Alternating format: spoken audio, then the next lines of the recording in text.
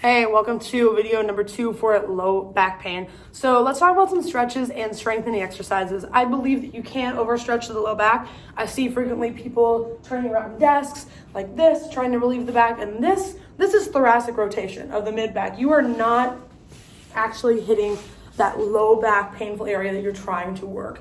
So a couple things you can do. This first one is not exactly a stretch or a strengthen. This is more of a relief exercise that you can do at home.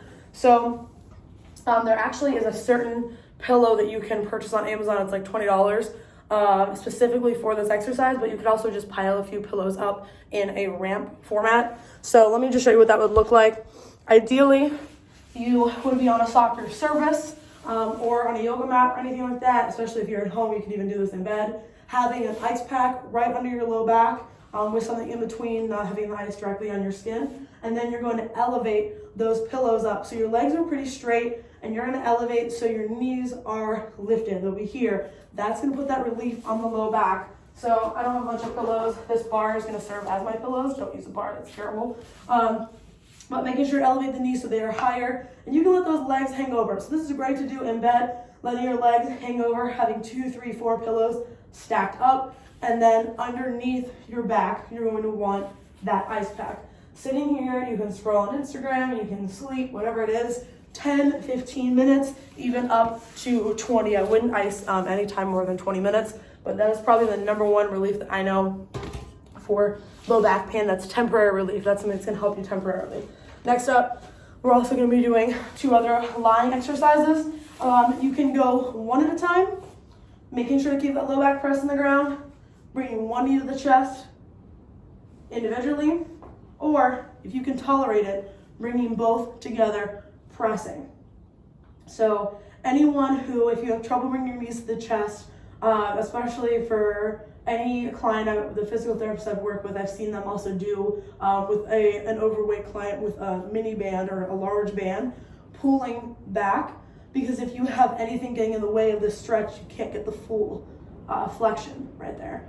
So one at a time or together, taking your time through it, pulling to the chest, do the other one pulling to the chest, or together. So if you can tolerate doing both together, do both together. That's going to be a little easy stretch, something you could do in bed in the morning before you get started with your day. And also making sure that you are properly firing and warming up your low back before you do any kind of workout, especially if you're doing heavy lifts. I don't care if you're doing a bench press, you're still using your low back in some way, even if it's indirectly. Just like when you do bicep curls, you're using your shoulder. Even if you think you have perfect form, the shoulder still initiates and does a lot of movement, especially at the bottom and the top of the movement, right? So making sure doing those. Also, there are some lying rotations. This one has always helped me a lot. Another one you can do in bed, and a really great way to get that low back rotating in a way that's not that sit up and stretch that I did in the beginning of the video. Just taking your time slowly, and you'll find one side's gonna be better than the other. So I do like to sometimes separate them and just do that left side and then just do that right side. Really trying to rotate that low back as much as you can, right? Take your time. Biggest thing when you're doing any kind of stretch is also breathing. It's easy to tense up.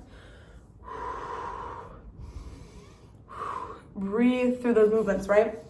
So those are a couple ones to do. And then also another one that you can do up on an elevated surface that I do with a lot of my mobility clients is doing basically a Cobra Stretch, but you are focusing on keeping that pelvis down. You don't want to do this stretch. I like to do this up on a table. You can do this in bed if you can grab around or underneath, but up on a bench would be preferable. You don't want to be like this or like this, right? The pelvis is supposed to be down. So another really good way to do this is to do it from the forearms. So if you have a bench or something, you're grabbing underneath to help you, and just walking your way up, pulling the chest up, keeping that pelvis down. You never want to be up here. So if you do rise up on your hands, make sure you can do it in a way that keeps that pelvis down as much as possible. You never want to be like this, right? Because we're trying to work that low back. The second we're up here, the second we are completely shutting that low back off. So going through that stretch, taking your time with it and finding where it is. This is also a great one to do if you have a herniated disc in your low back or a slip disc in your low back. So those are a couple stretches you can do. Really good to do in the morning. Really good to do before you start your warm-up in your workout or as part of your cool down in your workout. Never ever start a workout directly into your sets. I think everybody knows this at this point, but you should never walk into the gym and start running 5, 6, 7, 8 miles an hour. You should always start at a walk. You should start with dynamic stretches. You should never pick up a 300-pound bar to deadlift or to squat or to press. You work your way up. You start with warming exercises such as band work, such as some dynamic stretching and movement. So if you are looking for a warm-up video, there will be a warm-up video coming. But make sure you go through these and find what you can tolerate, okay? Good luck.